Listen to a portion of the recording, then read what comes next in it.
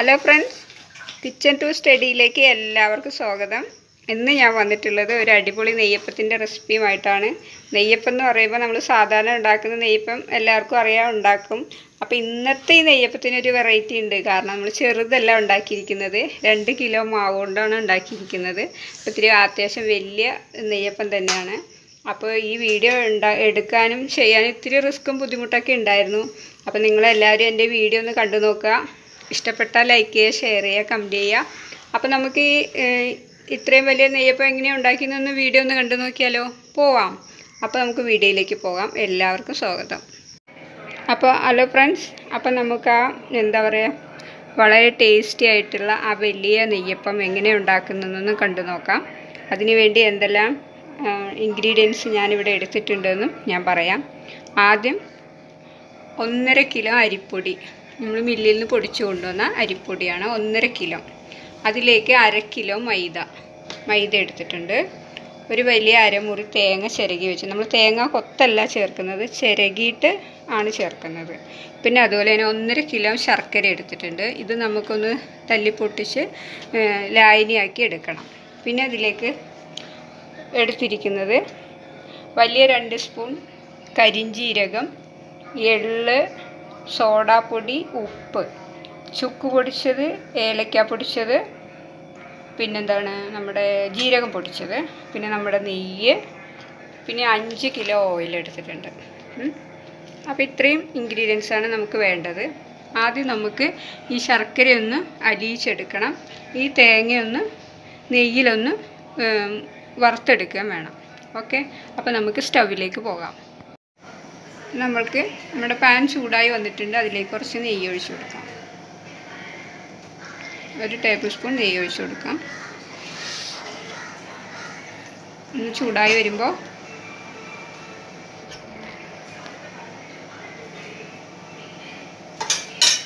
നമ്മുടെ എള്ളിട്ട് കൊടുക്കാം. കരിഞ്ജീരകം ഒന്ന് ഇളക്കാം.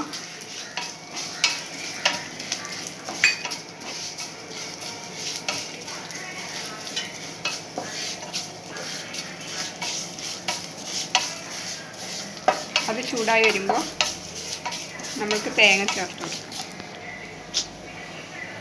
തേങ്ങ ഇട്ട് കൊടുക്കണം. നമ്മൾ തേങ്ങ കൊത്താണ് നെയ്യപ്പത്തിന് ചേർക്കുക. അപ്പോൾ നമുക്കിതൊരു വെറൈറ്റി ആയിക്കോട്ടെ. തേങ്ങ കൊത്ത് വേണ്ട, നമുക്ക് തേങ്ങ ചിരകി ചേർത്ത് കൊടുക്കാം. അതൊന്ന് ഇതിൻ്റെ നമ്മളെ തേങ്ങയുടെ ഒന്ന് പച്ചമണം മാറിയാൽ മതി. ഒന്ന് ഇളക്കിയെടുക്കാം.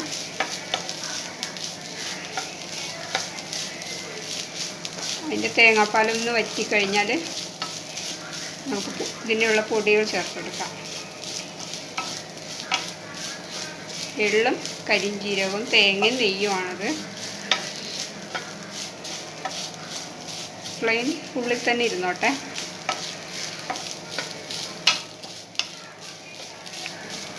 ഒന്ന് നല്ലപോലെ ചൂടായി കഴിഞ്ഞാൽ നമ്മുടെ ജീരകം പൊടിച്ചത് ചേർത്ത് കൊടുക്കാം.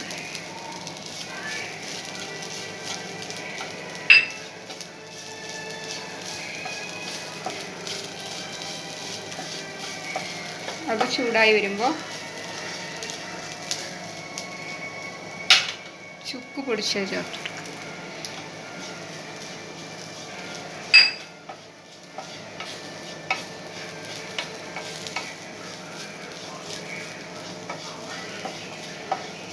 അതൊന്ന് ചൂടായി വന്നാൽ ഏലക്ക പൊടിച്ചത് ചേർത്ത് കൊടുക്കാം. ഏലക്കയും പഞ്ചസാരയും ചേർത്ത് പൊടിച്ചതാണ്. നമ്മൾ പൊടികളും എള്ളും ജീരകവുമായി, അല്ല കരിഞ്ജീരകവുമായി. ഇതൊന്ന് നന്നായി ചൂടായി കഴിഞ്ഞാൽ നമുക്ക് ഫ്ലെയിം ഓഫ് ചെയ്ത് കൊടുക്കാം. ഇത് നമ്മുടെ നെയ്യപ്പത്തിൻ്റെ മാവിലേക്ക് ചേർത്ത് കൊടുക്കാനുള്ളതാണ്. കണ്ടല്ലോ, ഇത് നല്ലപോലെ പച്ചമണമൊക്കെ മാറി. ഇനി നമുക്കിത് ഫ്ലെയിം ഓഫ് ചെയ്ത് കൊടുക്കാം. ഞാൻ ഫ്ലെയിം ഓഫ് ചെയ്തു.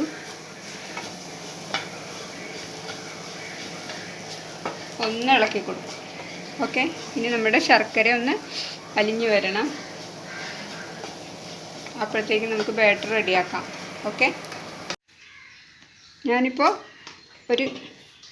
ഒരു വലിയ പരന്ന പാത്രം എടുത്തിട്ടുണ്ട്. അതിലേക്ക് നമുക്ക് നമ്മുടെ ഈ പൊടിയൊന്ന് ഇട്ട് കൊടുക്കാം.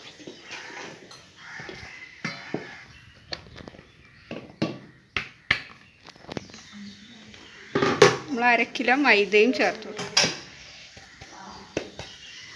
എന്നിട്ട് നല്ലപോലെ ഒന്ന് മിക്സ് ചെയ്ത് കൊടുക്കും.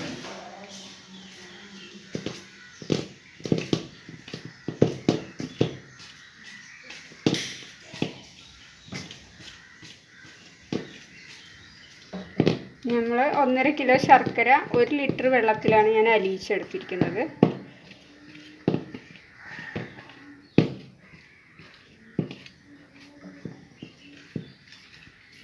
അപ്പോൾ എല്ലാ ഭാഗവും മിക്സ് ആയിട്ടുണ്ട്. ഇനി നമുക്ക് നമ്മുടെ ശർക്കര പാനി ഒഴിച്ചു കൊടുക്കാം. ചെറു ചൂടുണ്ട് കേട്ടോ നമ്മുടെ ശർക്കര പാനിക്ക്.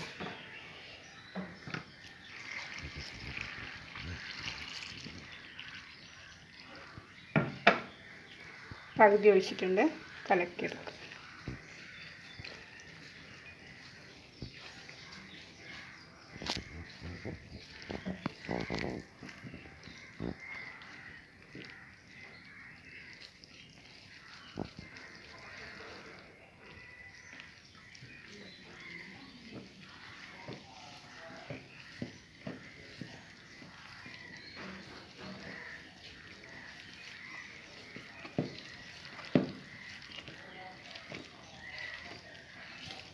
ബാക്കിയുള്ള ശർക്കര പാനിയും കൂടി ഒഴിച്ചു കൊടുക്കാം. കുറച്ച് ബാക്കി വെച്ചിട്ടുണ്ട്. നോക്കിയിട്ട് ഒഴിച്ചു കൊടുക്കാം. 1 ലിറ്റർ വെള്ളമാണ്. നല്ലപോലെ നമ്മൾ നെയ്യപ്പത്തിൻ മാവിൻ്റെ കൺസിസ്റ്റൻസിയിലേക്ക് നമുക്കിത് കലക്കിയെടുക്കണം.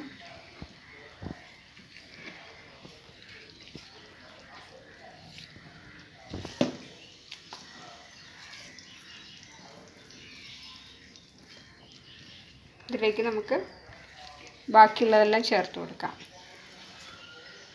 നമ്മൾ എടുത്ത് വെച്ചിരിക്കുന്ന ഉപ്പും സോഡാപ്പൊടിയും ബേക്കിംഗ് സോഡ,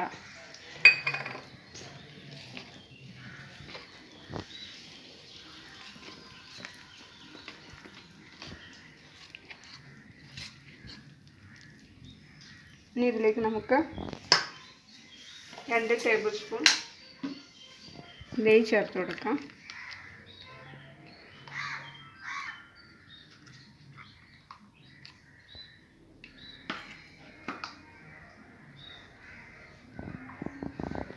നല്ലപോലെ ഇളക്കി കൊടുക്കും. ഇനി ഇതിലേക്ക് നമ്മുടെ തേങ്ങ നെയ്യിൽ വറുത്ത് വെച്ചിരിക്കുന്നത് ചേർത്ത് കൊടുക്കാം.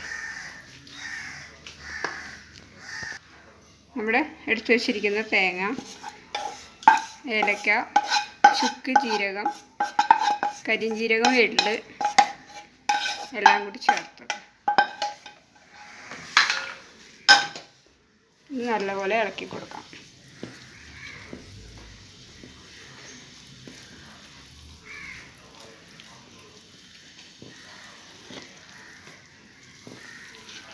മധുരം നമുക്ക് നോക്കാം. ഇപ്പം എന്തായാലും 1.5 കിലോ ശർക്കര ഉണ്ടല്ലോ. ശരിക്കും 1.25 ആവാം നല്ല മധുരം വേണമെങ്കിൽ. പക്ഷെ നമുക്ക് അത്ര മധുരം വേണ്ട. ഷുഗറൊക്കെ ഉള്ളവർക്ക് കഴിക്കുമ്പോൾ ബുദ്ധിമുട്ടാവില്ലേ. ഇനി നമുക്ക് ഈ ശർക്കര പാനിയും കൂടി ഒഴിച്ചു കൊടുക്കാം കേട്ടോ. അപ്പോൾ ഇത് ഈ ഒരു കൺസിസ്റ്റൻസി മതിയാവും നമുക്ക്. എന്താണെന്ന് വെച്ചാൽ കണ്ട ഇതിന് 2 മണിക്കൂർ നമ്മൾ റെസ്റ്റ് ചെയ്യാൻ വയ്ക്കും. അപ്പോൾ ഇത് നല്ലൊരു പരുവായി മാറും.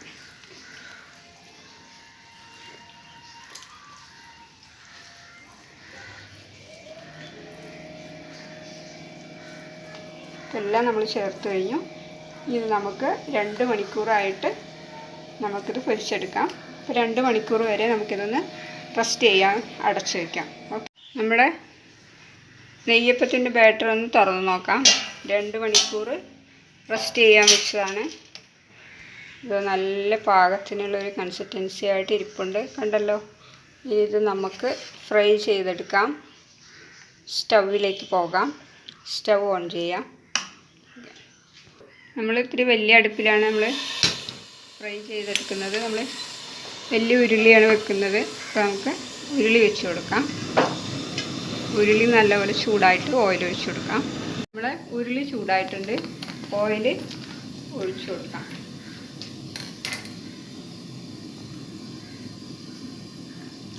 നമ്മൾ 5 കിലോ ഓയിലാണ് എടുത്തിരിക്കുന്നത്, അത് മുഴുവൻ ഇതിലേക്ക് ഒഴിച്ചു കൊടുക്കാം.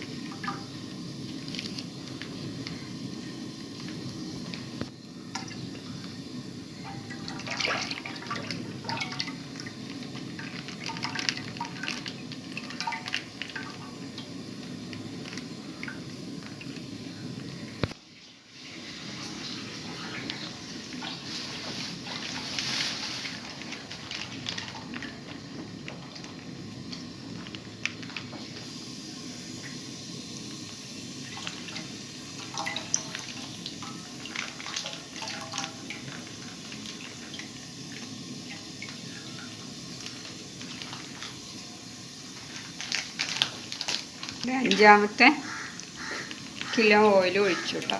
നല്ലപോലെ ഓയിലൊന്ന് ചൂടായി വരണം നമ്മുടെ നെയ്യപ്പം പൊരിച്ചെടുക്കാനായിട്ട്. അപ്പോൾ ഇതൊന്ന് നല്ലപോലെ ചൂടാവുന്നത് വരെ നമുക്കൊന്ന് വെയിറ്റ് ചെയ്യാം. നമ്മുടെ ഓയിൽ ചൂടായി വന്നിട്ടുണ്ട്, നമ്മുടെ മാവ് ഒഴിക്കാൻ പോവുകയാണ്. ഒഴിച്ചു കൊടുക്കാം.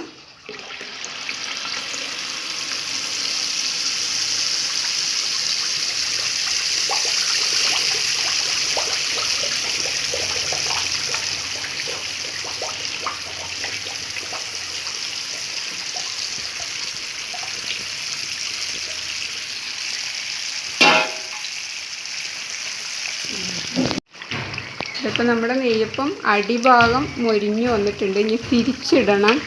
അപ്പോൾ അത് ഇത്തിരി റിസ്ക്കാണ്. ഞാനിപ്പോൾ വലിയൊരു നമ്മുടെ എന്താ പറയുക കണ്ണാപ്പ എടുത്തിട്ട് മറിക്കാൻ നോക്കുകയാണ്. എന്നെക്കൂടെ തന്നെ ആവില്ല, അമ്മയും കൂടി ഉണ്ട് ഹെൽപ്പിന്. ഇത് മറിച്ച് നോക്കട്ടെ കേട്ടോ.